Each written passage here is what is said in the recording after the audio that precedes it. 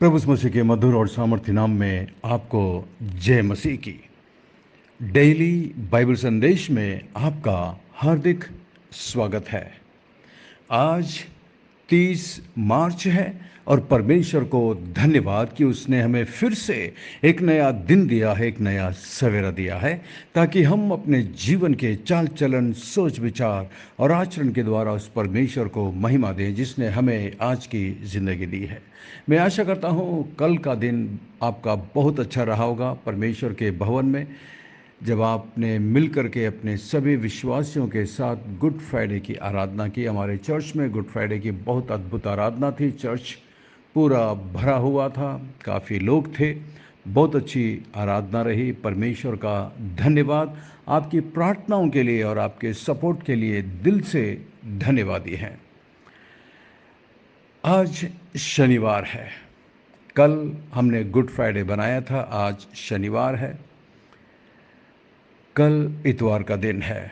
कल पूरे संसार भर में प्रभु यीशु मसीह के जी उठने को लेकर बहुत बड़ी खुशी मनाई जाएगी। कलीसियाओं में आराधना होगी, संदेश होंगे, गीत होंगे, लोग बपतिस्मा लेंगे, उद्धार पाएंगे और बहुत कुछ होगा। हमारे चर्च में भी कल के दिन बहुत अच्छी आराधना होगी।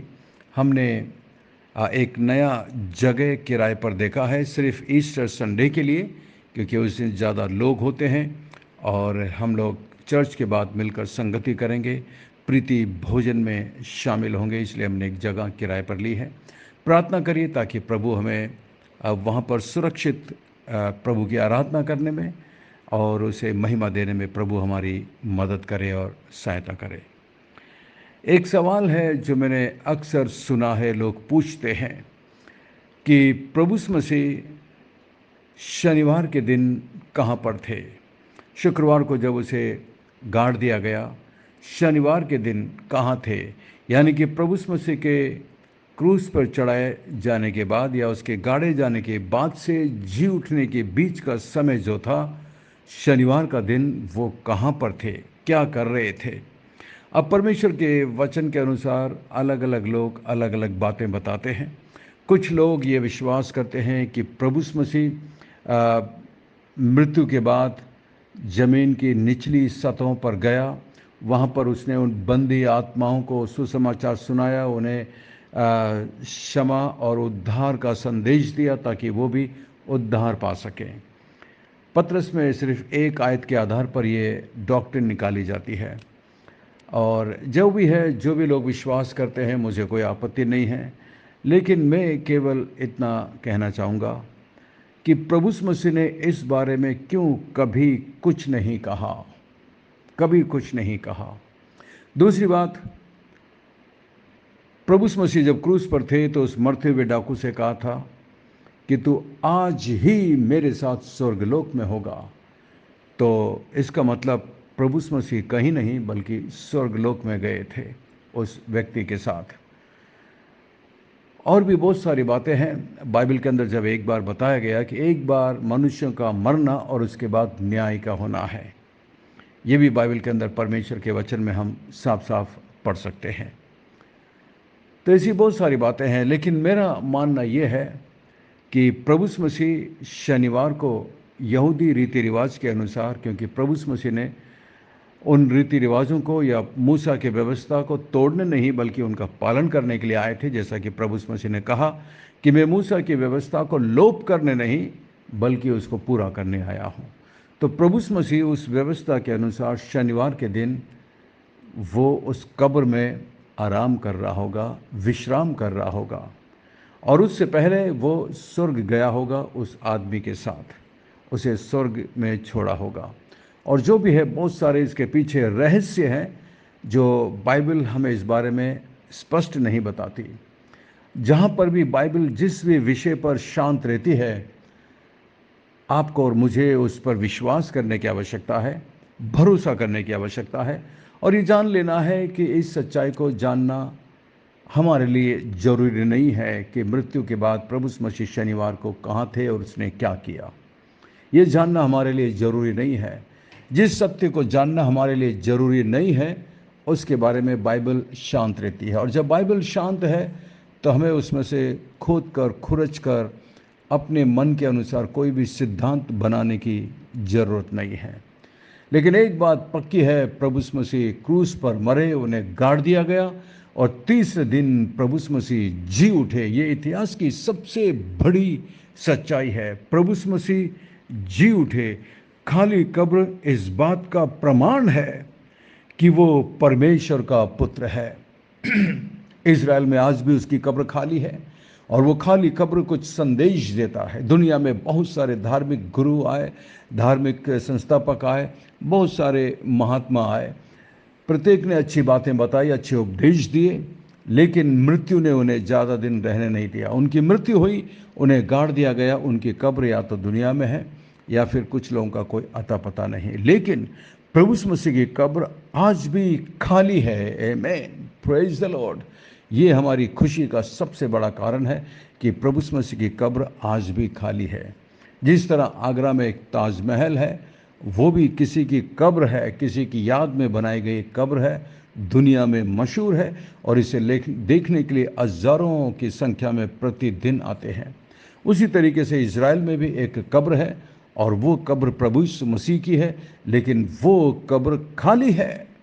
आज उसे भी देखने के लिए हज़ारों की संख्या में लोग जाते हैं। प्रभु यीशु मसीह की कब्र खाली है।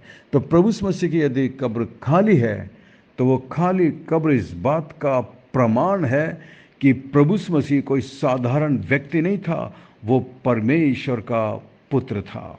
परमेश्वर का पुत्र था। इसलिए बाइबल के अंदर जैसा कि मत्ती रचित सुसमाचार उसके 28 अध्याय, यहाँ पर हम साफ साफ पढ़ सकते हैं। सबत के दिन, सप्ताह के पहले दिन पौ फटते ही मरियम मगदलनी और दूसरी मरियम कब्र को देखने के लिए आई। और देखो, एक बड़ा भूकंप हुआ, क्योंकि प्रभु का एक दूत स्वर्ग से उतरा और पास आकर उसने पत्थर को लुढ़का दिया और उस पर बैठ गया।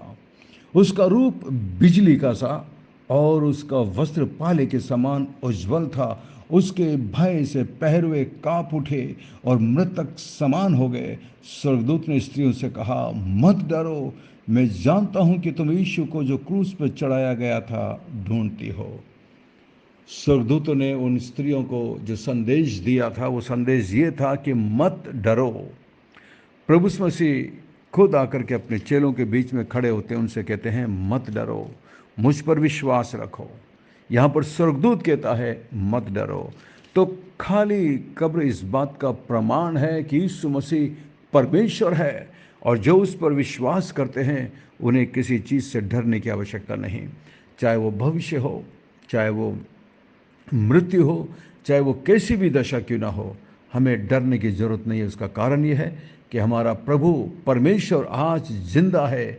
वो एक बार जी उठा और उसके बाद वो कभी नहीं मरा और वो बहुत लोगों के देखते हुए आसमान में उठा लिया गया, जहाँ पर वो आज भी विराजमान है, जीवित है, जिंदा है। ये केवल बाइबल की बात नहीं बल्कि ऐतिहासिक सच्चाई है, जिसे आज तक किसी ने भी झूठा साबित नहीं किया और नहीं कर सकता है। तो क्रूस इस बात का प्रमाण है कि प्रभु यीशु मसीह परमेश्वर के पुत्र थे। परमेश्वर के पुत्र थे का मतलब वो खुद परमेश्वर था, जो मनुष्य के रूप में उसने संसार के अंदर जन्म लिया। इसलिए उसने अपने आप को परमेश्वर का पुत्र कहा, क्योंकि प्रभु यीशु मसीह मरियम से पैदा हुए थे, मरियम के पेट में थे बालक के रूप में। स्वर्गदूत भी कहता है कि जो तेरे पेट में है वो परम प्रधान परमेश्वर का पुत्र कहलाएगा, क्योंकि वो परमेश्वर है और मरियम के पेट में एक बालक के रूप में प्रवेश करता है। तो खाली कब्र का संदेश ये है कि प्रभु यीशु मसीह परमेश्वर है। दूसरी बात, खाली कब्र इस बात का प्रमाण है कि विश्वासियों का एक मिरास है। हमें स्वर्ग में मिरास मिलेगी, हमें स्वर्ग में वो मुकुट मिलेगा, हमें स्वर्ग में प्रतिफल मिलेगी, शाबाशी मिलेगी। स्वर्ग में हमारा एक मिरास है, क्योंकि प्रभु यीशु मसीह हमारा बड़ा भाई है और हम लेपालक पुत्र हैं परमेश्वर के। उसने हमें गोद लिया है, तो हमें भी वैसा ही समान अधिकार मिलेगा, वो मिरास मिलेगी जो परमेश्वर प्रभु यीशु मसीह में होकर हमें देना चाहता है। इस संसार में भले ही आप कंगाल हो सकते हैं, निर्धन हो सकते हैं, लेकिन याद रखिए आपके पास एक बहुत बड़ी मीरास है जो संसार के हर धन से ज़्यादा कीमती है। यदि सारे संसार के धन को, संपत्ति, सोना, चांदी, डायमंड को एक जगह जमा कर दिया जाए तो भी स्वर्ग में जो मीरास हमें मिलने वाली है, संसार का सारा धन दौलत उस मीरास की तुलना नहीं कर सकेगा, बराबरी नहीं कर पाएगा। उससे कई गुना बढ़ कर के हमें मीरास मिलेगी। कितनी अद्भुत बात है, वो भी स्वर्ग में परमेश्वर के द्वारा। तो खाली कब्र इस बात का प्रमाण है। तीसरी बात, खाली कब्र अपने प्रिय जो मसीह में इस संसार में सो गए हैं उनसे मिलने का हमें आश्वासन देता है। कितनी अद्भुत बात है। इस वक्त जो मेरे संदेश को सुन रही है मेरी बहन, मेरे भाई, जिन्होंने अपने प्रिय जन को इस संसार में खोया है, परमेश्वर का वचन कहता है उनकी मृत्यु नहीं हुई बल्कि थोड़ी देर के लिए वो सो गए हैं। एक दिन वो अपनी नींद से उठेंगे, उस कब्र से बाहर आएंगे और हम आसमान में अपने प्रिय जनों से मिलेंगे जिन्होंने प्रभु यीशु मसीह पर विश्वास किया और स्वर्ग में हैं। मेरे अपने बहुत अच्छे कुछ पास्टर्स हैं जो मुझे प्रभु में लाए, मैं उनसे मिलूँगा। मेरी कुछ अच्छी सिस्टर्स हैं जिन्हें मैं अच्छी तरह जानता हूँ, उनसे मैं मिलूँगा। इस तरीके से मेरे बहुत सारे प्रिय लोग हैं जिनसे मैं स्वर्ग में मुलाकात करूँगा। और यदि उसके आने में देर होती है तो मैं इस संसार को छोड़कर स्वर्ग में जाऊँगा और अनंत काल के लिए उसके साथ वास करूँगा। चौथी चीज़, हमारी मसीही सेवकाई व्यर्थ नहीं है। खाली कब्र इस बात का प्रमाण है कि मसीह में होकर जो कुछ हम प्रभु के लिए आज करते हैं, आप में से बहुत सारे लोग अलग अलग तरीके से प्रभु की सेवा करते हैं। गीतों के द्वारा, लोगों से मिलने के द्वारा, उनके लिए प्रार्थना करने के द्वारा, चर्च जाने के द्वारा, लोगों के सामने एक आदर्श रखने के द्वारा, आप जो कोई भी है, जैसे भी हैं, जो कुछ सेवा प्रभु ने आपको दिया है वो सेवा व्यर्थ नहीं है। एक दिन प्रभु से हमें इसका प्रतिफल मिलेगा। कितनी अद्भुत बात है। मसीह में की गई सेवा कभी व्यर्थ नहीं है। आपने शायद चर्च की एक कुर्सी को साफ किया हो, चर्च में झाड़ू लगाई हो, किसी गरीब व्यक्ति को आपने खाने के लिए रोटी दी हो, पानी पिलाया हो, वस्त्र दिए हों।